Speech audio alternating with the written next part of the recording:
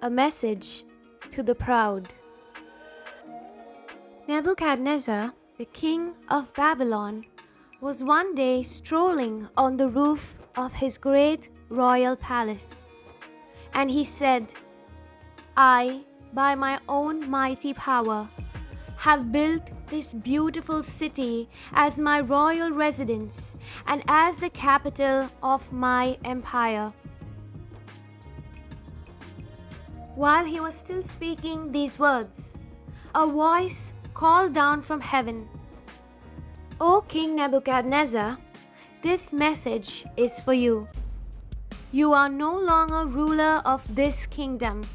You will be forced out of the palace to live with the animals in the fields and to eat grass like the cows for 7 years until you finally realize that God parcels out the kingdoms of men and gives them to anyone he chooses.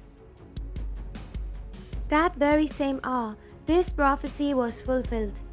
Nebuchadnezzar was chased from his palace and ate grass like the cows, and his body was wet with dew. His hair grew as long as eagle's feathers, and his nails were like birds' claws.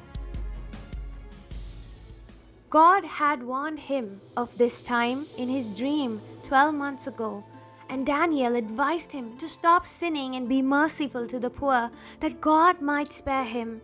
But Nebuchadnezzar had continued in his pride. At the height of glorifying himself, his mind snapped and he remained insane for 7 years. The mental disease of Nebuchadnezzar is rare. It is called lycanthropy, from the Greek word lukos, meaning wolf, and anthropos, meaning man, because the person imagines himself to be a wolf, a bear, or some other animal. When the 7 years were up, he was suddenly restored to sanity and began to bless the God of heaven for his mercy. At the end of 7 years, I, Nebuchadnezzar, looked up to heaven, and my sanity returned, and I praised and worshipped the Most High God and honored Him who lives forever, whose rule is everlasting, His kingdom evermore. All the people of the earth are nothing when compared to Him. He does whatever He thinks best among the hosts of heaven, as well as here among the inhabitants of earth. No one can stop Him or challenge Him, saying, What do you mean by doing these things?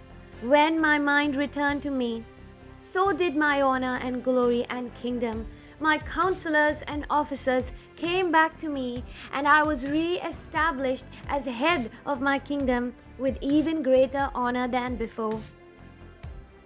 Now I, Nebuchadnezzar, praise and glorify and honor the King of heaven, the Judge of all, whose very act is right and good. For he is able to take those who walk proudly and push them into the dust. All men will eventually know from experience that God is the Most High and sovereign in the earth and the heavens. Therefore, humble yourself before God.